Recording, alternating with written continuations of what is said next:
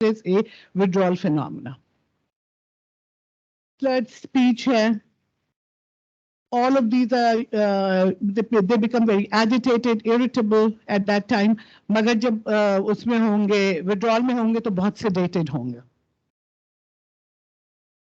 Meiosis, decreased level of consciousness, respiratory depression है, pulmonary edema है, seizures हो सकते हैं सिर्फ दो kind of opioids से. वरना usually you see seizures more in alcohol withdrawals. Management है फॉरन जो एक्यूट मैनेजमेंट है वेंटिलेटरी सपोर्ट होता है क्योंकि आप patient is unconscious and respiratory failure में है. Opiate overdose education programs are very prevalent now over there. Her state education कर रही है opioids की because there are deaths every 14 minutes. There are deaths from opioid withdrawal or opiate overdose की वजह से.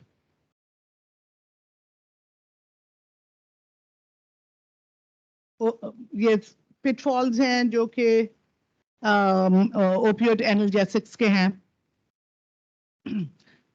So there are medication assisted treatment. I'm good? Okay, good. So heroin has a time frame within 5 to 7 days. People can have symptoms of abrupt discontinuation. Symptoms kitne lambe chalenge. Suboxone has less. Buprenorphine, I'm not sure. Dr. Afridi, yahan milti hai buprenorphine? Okay, so we have buprenorphine, which is actually for withdrawal of heroin as well as any narcotic and maintenance therapy ke liye. So agar patient stops the medication, 5 to 6 days लगेंगे उसको withdraw करने में Suboxone या buprenorphine से. तकरीबन उतना ही time heroin से लगेगा, लेकिन अगर somebody is on methadone, it will take them a long time to withdraw from that. This is, we use this, and the nursing staff actually uses it to give medications in medication-assisted therapy. Withdrawal scales, and that it's called the COWS scale. Treatment outcome में a lot of people use methadone also. Methadone cannot be prescribed by everybody in America. So there are centers which are called programs for methadone. Usme you have to enroll for it. They give you only that amount of methadone there aap ek din mein le le, and then you come every day. They will do a urine drug screen and then give you the next days. When patients have been in that program for about maybe a year or so, then they can take 2 days or 3 days home, or then they have to come back. Buprenorphine, naloxone, 40 to 70% hai. Methadone, a lot of people don't know, but if there's any OBGY aspirants over here, they should know that FDA has approved methadone as the treatment of choice for any opioid withdrawals. So that medication, it's not available, so we don't need to talk about it. Access to treatment with so many people over there getting treatment. There are a lot of people over there who are not getting any treatment because either they don't want to get the treatment or they don't know that there's treatment out over there. Even though we have big banners and we have on TV slides showing that if you are having problems, go to this center or that center, but still people don't go. Buprenorphine, Dr. Afridi is saying we do have it. It's one of the best medications that you can have for opioid withdrawal as well as medication-assisted therapy. People can stay on it for years and years. I have patients who have been on it for about 15 to 16 years now, since it started. It can be dangerous for the liver, so it should be, liver enzymes should be done periodically when people are prescribing buprenorphine.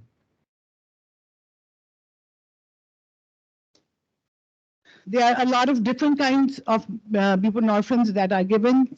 Some of them are sublingual. Some of them are, you can just take it as a tablet.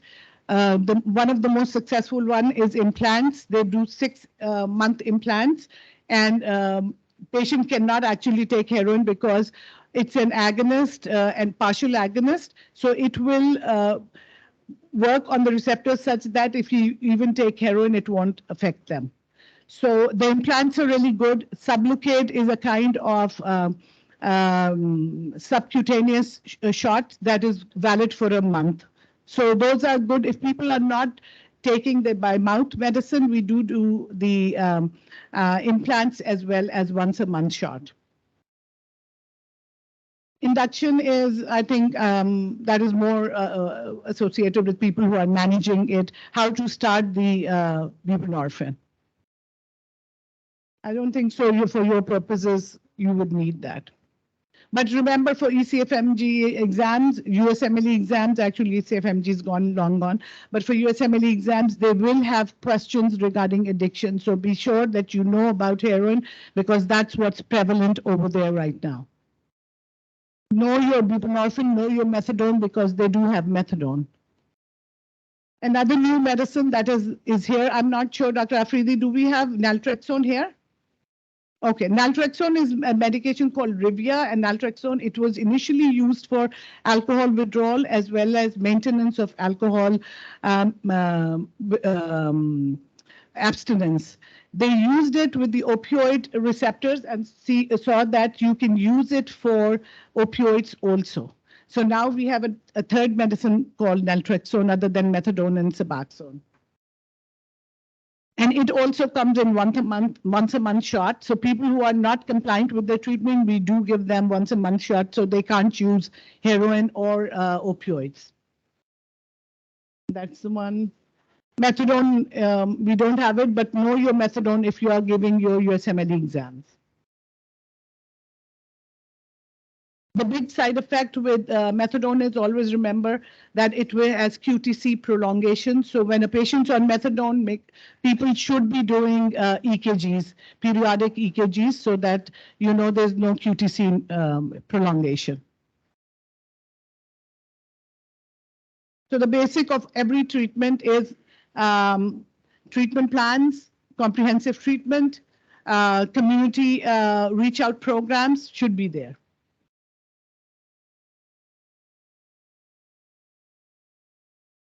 So these are, okay. Drug addiction in Pakistan, as I said, it is becoming really rampant over here also. The total number of drug addicts in Pakistan is 7.6 million, of which 78% are males and 22% are females. This is according to the United Nations 2022 census. So, drug-free Pakistan, I think this is the government initiative. I hope that it works well for here. But people have to apply it and use it. I think that brings it to the end. Anjum, I've done in time. So, any questions about? Any questions? Okay, at the end then. So the next speaker is Dr. Anjum Noor Memon. He's my classmate, and he's from this college also. He is professor of epidemiology in UK, and he's going to give you a little bit of a perspective about psychiatric illnesses, especially lithium. His talk is about lithium. So please give him a warm welcome. Thank you.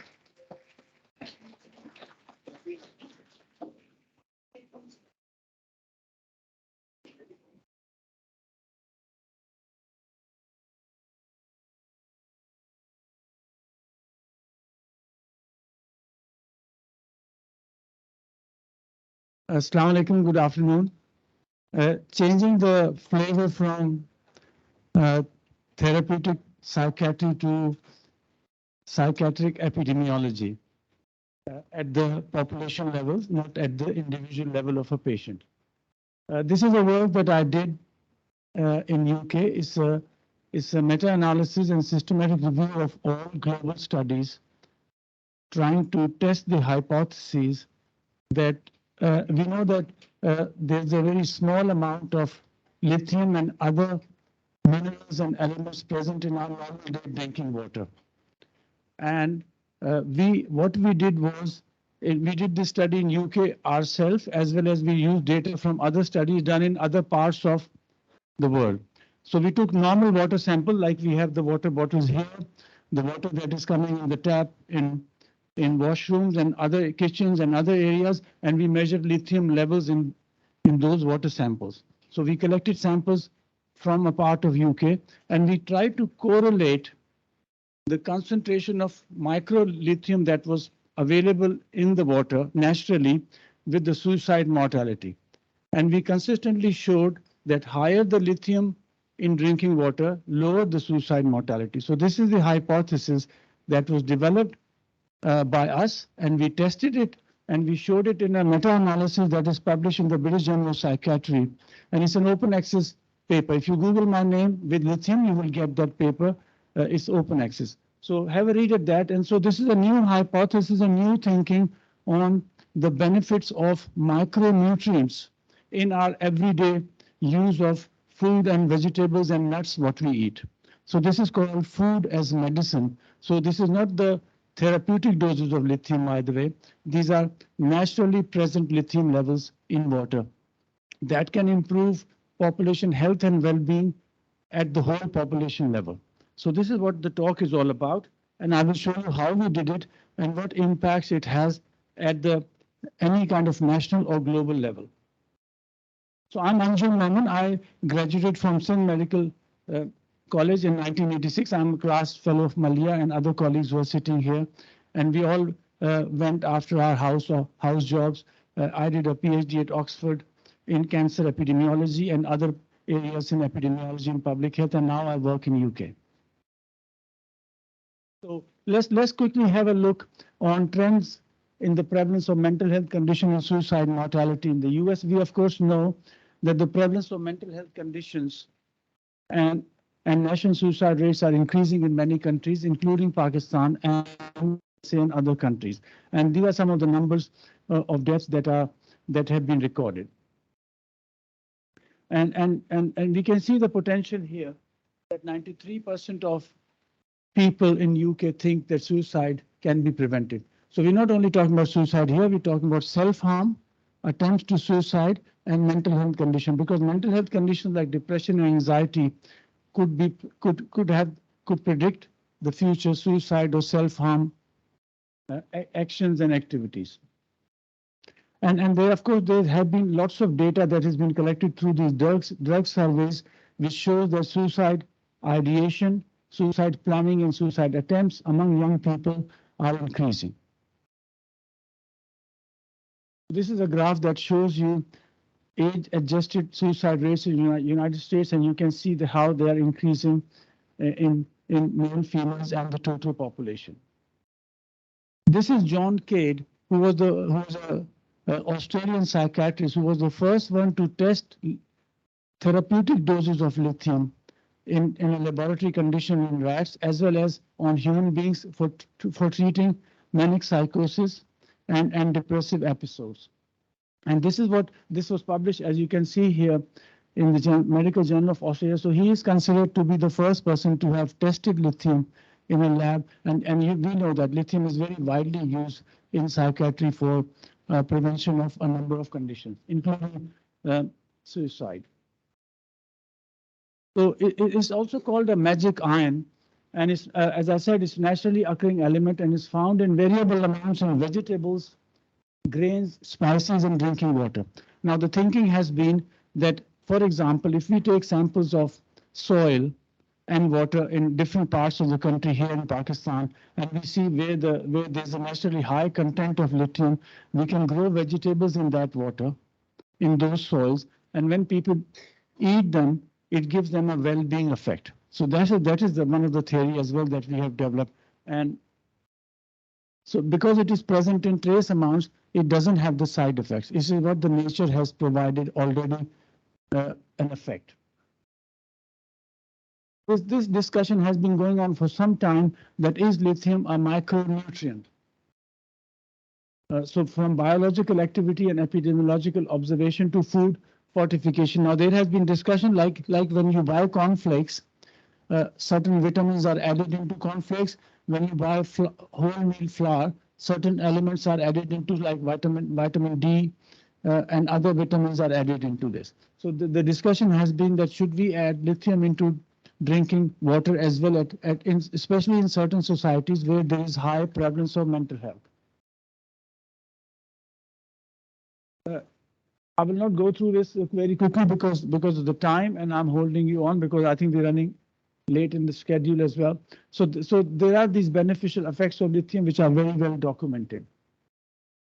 And the discussion on microdosing of lithium as well, there's evidence from clinical trial. So I'll quickly move to some of the results. This is very interesting. When we were doing research on lithium, we found that when 7-Up was initiated in 1929, it actually contained lithium in it. And that's why it was called 7-Up, because 7 is the atomic mass of lithium, and up means it was a mood uplifting situation. When the FDA realized that lithium later on became a drug in therapeutics, so when it realized, it said you cannot add lithium into 7-Up anymore because it could be toxic and it's been classed as a drug. But you can see here that at that time it was promoted for children as well to be given lithium, because when they, that a lot of children cry very loud at night because they get colics and things. So they were being prescribed to drink 7-Up to calm them down at night. So this was the practice in the early part of the last century, and then you can see it was added to other drinks as well. So that is the history of 7-Up that a lot of us don't know that where the name comes from. As I said, you can do biomodification of lithium and so many other vegetables to create a general sense of well-being in the population, where there is a higher prevalence of anxiety and depression. I will also show you later on that the studies done in USA showed that areas of Texas where there is high lithium content naturally, there was less crime, there were less murders, and there were other robberies and other crime were less as well, because the population had a very mellowing effect because of the high content in drinking water. So mushroom is one example which is all documented in a published paper. So this is what we try to question, that is there a correlation between lithium in groundwater and in the US deaths from suicide? And we do find some. I will not go into detail, but these are maps of USA which correlate lithium levels in these states with the suicide mortality. And wherever you see a higher concentration of lithium, you see lower suicide mortality at the population level. This is not at the individual level. I think you've done your epidemiology. Lots of this work is based on a study design called ecological studies. You know that we have case control studies, cohort studies, cross-section studies, and so on, depending on what year are you in the medical school. But that's what we teach our students. So these are based on ecological studies. So these are different maps showing that.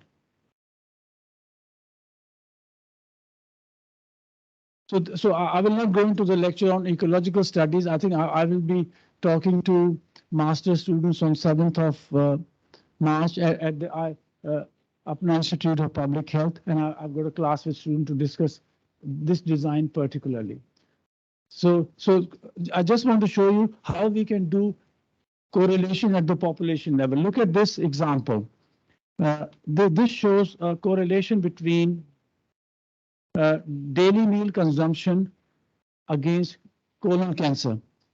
And can any student tell me very quickly what do you see in this?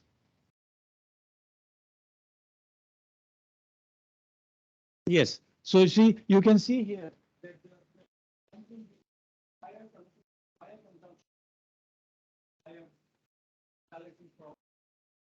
colon cancer. This raises the hypothesis that meat consumption has got something to do with colon cancer. So it raises a hypothesis. It doesn't prove anything, but you go on to do case control studies and cohort study to show that this is true. This is how it works in that sense. So these are just two aggregated data.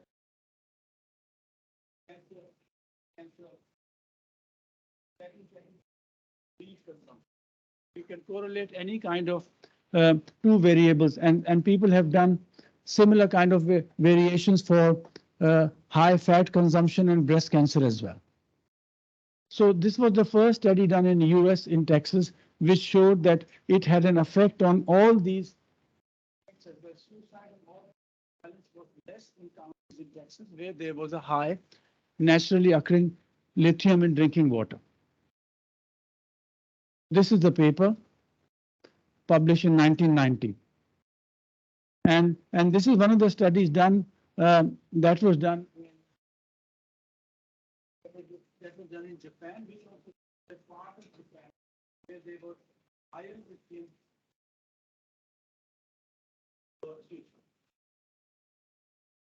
So what we did was that we collected information from all the studies done in different parts of the world, that was USA, Austria, Japan, Greece, Italy, and UK. And we did a meta-analysis to show the overall effect. So this was a study from Austria that showed an effect as well. As you very rightly said, when this graph is going down, for negative or negative association. If it goes out like this, that will be a positive association. And if it's a flat line, that means there is no association. So you understand? So you understand that there are. Sorry, is it working? Thank you. So you can see that there are three types of associations: positive, negative or protective, and no association. So let's move forward. So this is the study that we did in England, where I was the second author, and we did not find an effect actually. So you can see our line was flat in the sense because we did the study at an area which had not only lower levels of lithium in drinking water, it was a very happy population as well.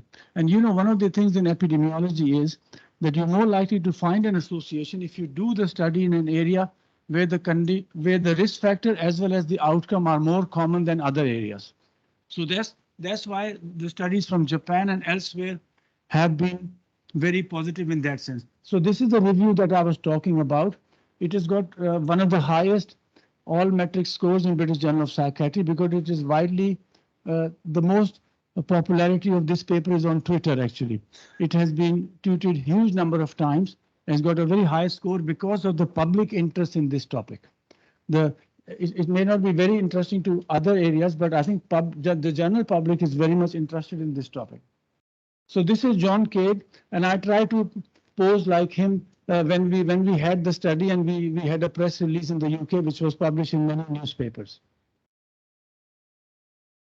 So this is what we did. I will just rush through this because of time. There were 15 studies included in that meta-analysis, and these are the results. I'll discuss more on this on 7th of March. If you're interested, then we can have a more academic discussion on this. So these were the studies that we did by dose, by gender, and so on. And this is what we found, that it was a consistent finding. All of these studies found statistically significant protective or inverse association between lithium levels and total suicide rates, where data on general specific rate were presented. So that's what was the global finding. So when we made a conclusion on this, that it was a conclusion made in a way that we could not, of course, people thought that we were trying to promote that lithium should be added into drinking water, like fluoride was added into drinking water for prevention of dental caries. Now that, of course, is not possible in the society at all. No government will give you permission to add lithium into drinking water. So then there was a discussion that we did that maybe you can introduce lithium into drinking water in certain areas where there's very high prevalence of mental health. For example, in prisons. I mean, I have visited a few prisons as part of our teaching activity to gauge idea about mental health, and you know, prevalence of mental health in prisons is over 80%. So if people are there and you can add some lithium to make them mellow, there will be less violence and they might have other beneficial effects. So that's what was done. So these are the recommendations we made for future research. And of course, effect of lithium in bottled drinking water needs to be determined. And also to add that the Native Americans in Native Americans in USA have been drinking lithium from, there are sources in Georgia, Atlanta, and other areas where the water is naturally very high in lithium. And those are called very healthy springs, and people go there to drink water for therapeutic purposes. So it has been known for centuries the beneficial effects. This was an article written by Zoe Korimer, who was a medical journalist. She had an interview with me, and she really gave me a very good angle on it. She said that lithium is in drinking water is like sunshine. So if you have a little bit of sunshine, it gives you a good mood and cheers you up. But of course, excessive exposure to sun can give people skin cancer as well. So lithium, she said, was working practically like this, and this is what she wrote. I've just copied it, and she of course called it a magic iron as well. So I will not go into these commentaries, where I've got a huge literature on the subject, and it has been of interest to many people around the world. And people have measured lithium in brains as well, in hair. It can be measured in hair, and we also discussed that it could be measured in people who have committed suicide, that what level of lithium they had as well. So is violence in part a lithium deficiency state? So these questions have been done as well. Is impulsivity is part of lithium deficiency state? It has also been now discussed in terms of prevention of dementia.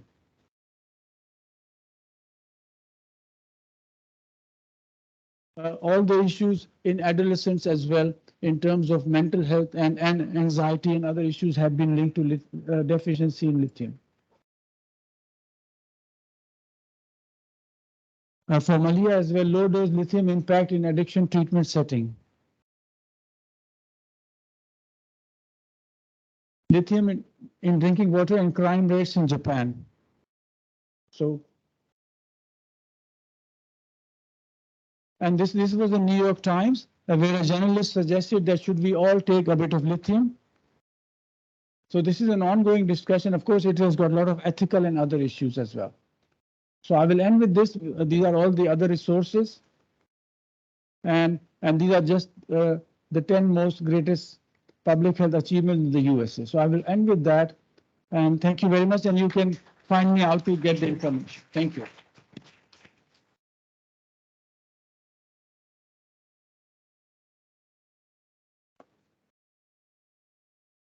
Thank you very much, everyone. Now I would request our Deputy Vice Chancellor, Professor Amjad Raj Mahmood, the man behind this whole idea of Golden Jubilee, for a closing remark.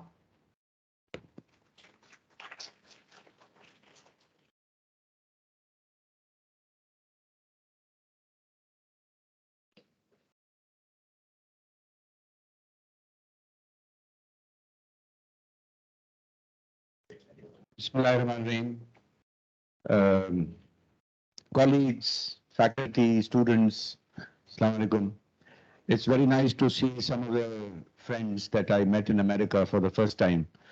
And it's really a pleasure to have you all here.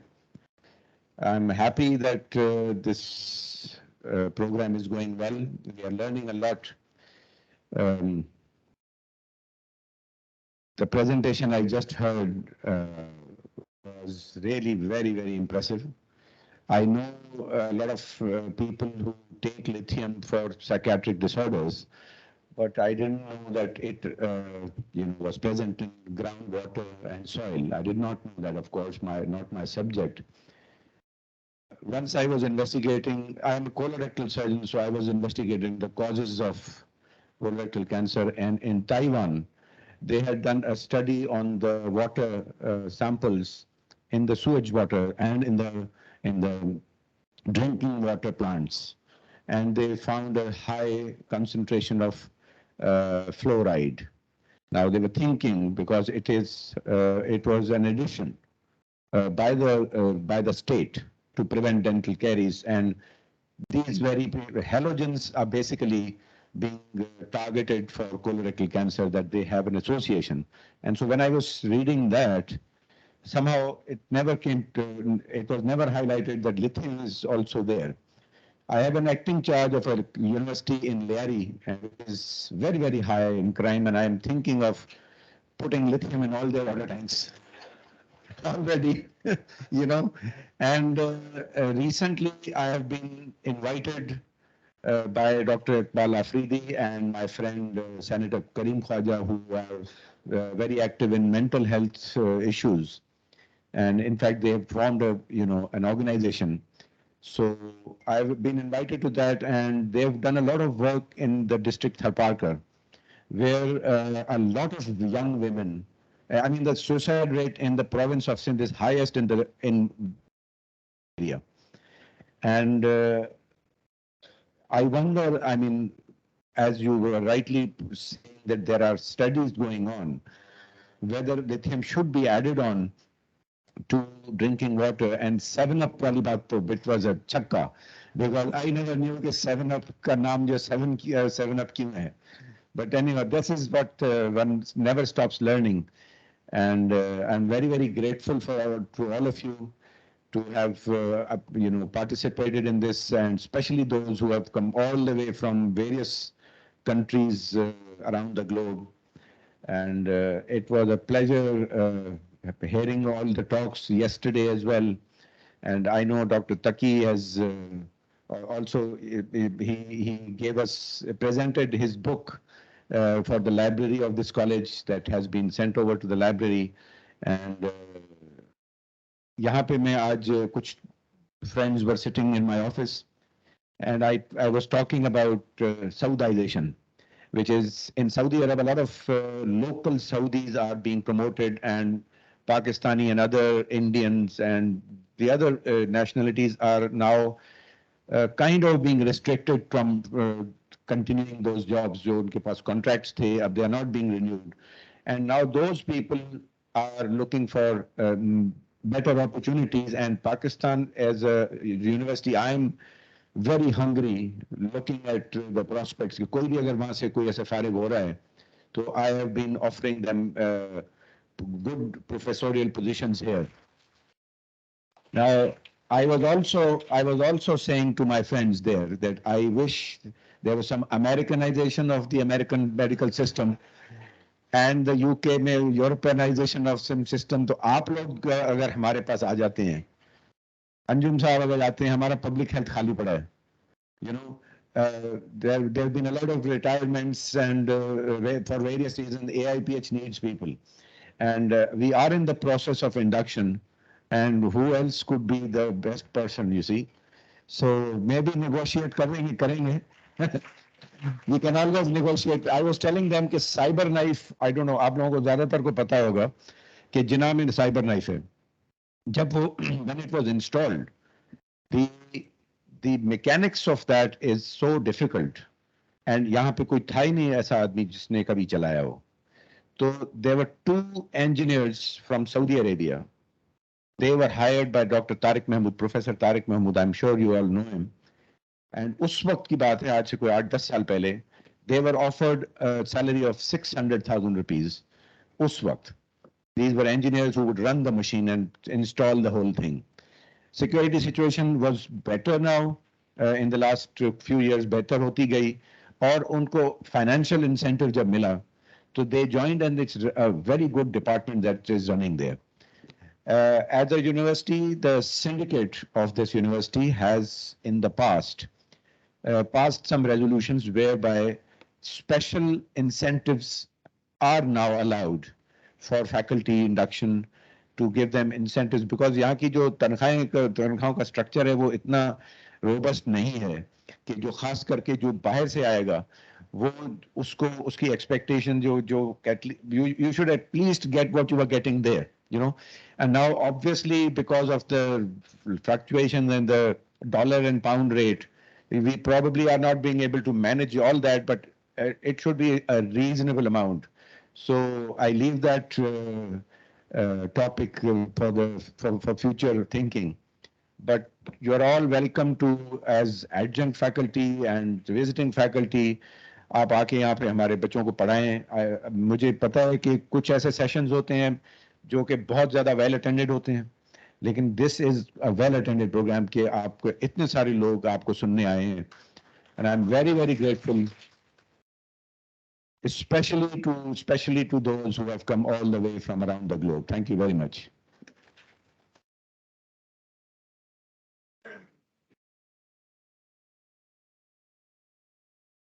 let's appreciate our speakers who have come all the way. So I would request my team from JSMU to please come on stage. Our registrar, Dr. Azam, our principal, Maktoum Saab, please come on stage.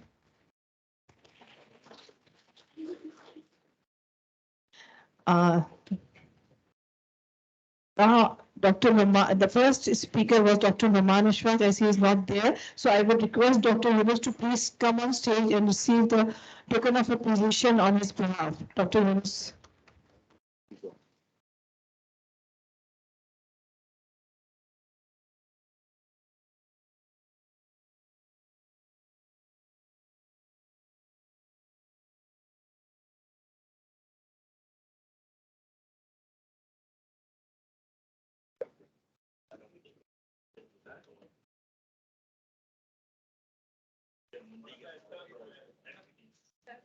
हमारे core committee member हैं और पता नहीं इन्होंने मैंने आजम तकी ने कितनी meetings की zoom meeting in orders resulted in such a good program.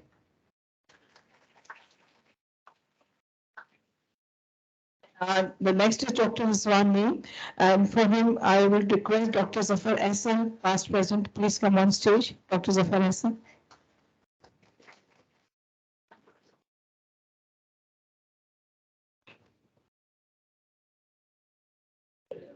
Thank you.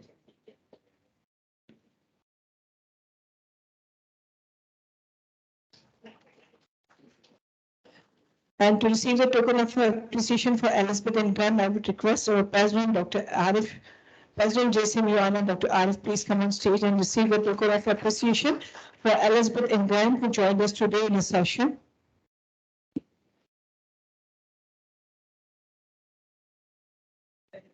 Ajay, the khade ho jaye.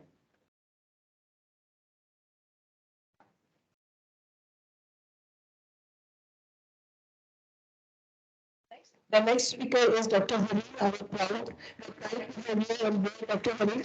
So ये हमारी स्टूडेंट है जिन्होंने MLE क्लियर कर लिया है और मैच भी हो गया है और मैंने स्टूडेंट्स पर्सपेक्टिव दिया था आज अपने स्टूडेंट्स को. Thank you doctor Hari for your support and cooperation.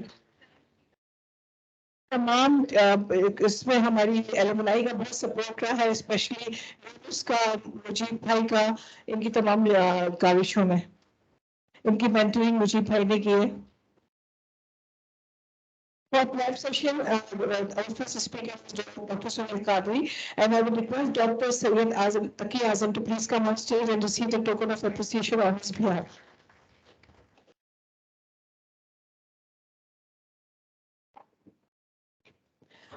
The next speaker was Dr. Yasmin Zia. She's my class fellow. So I would request my another class fellow, Dr. Samira Hamid, to please come on stage and receive the token of appreciation on her behalf. Dr. Samira.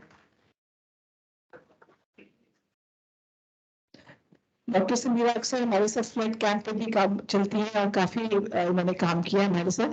Thank you to doctor Samira for all of your efforts.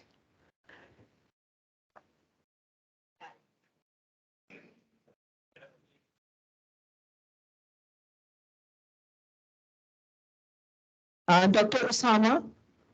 Osama is also a student and he has cleared his part 1 and he has given a presentation on UK perspective in UK.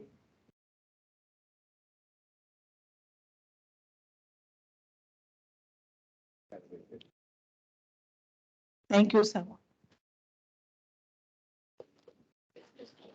Now I request Meritorious Professor Professor Iqbal Afridi to please come on stage. Thank you, sir, for your precious time and efforts.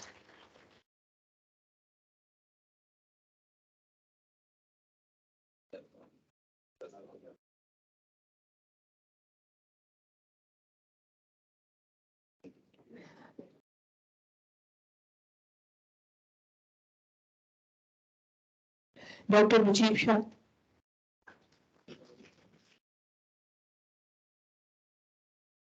तो मुजीब हमारे students की mentoring भी करते हैं. Thank you doctor Mujeeb for all of your efforts.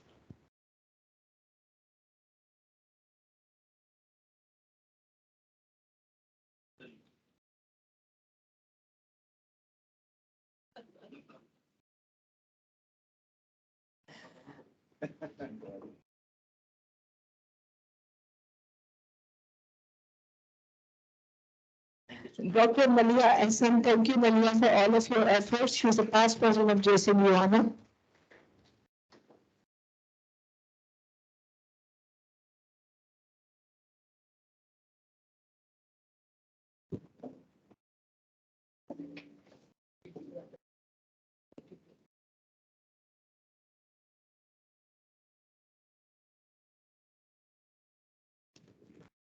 And Dr. Jubilee for a very impressive presentation.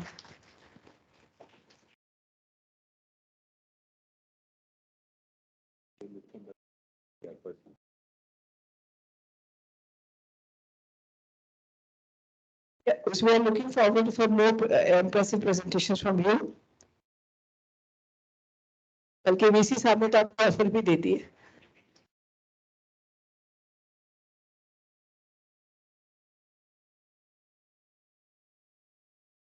Thank you everyone. I'm thankful to my student council for all their support. जो भी लोग student council के मौजूद हैं सबका बहुत बहुत शुक्रिया. यासीन का, बलाज का, सबका बहुत बहुत शुक्रिया. Thank you very much.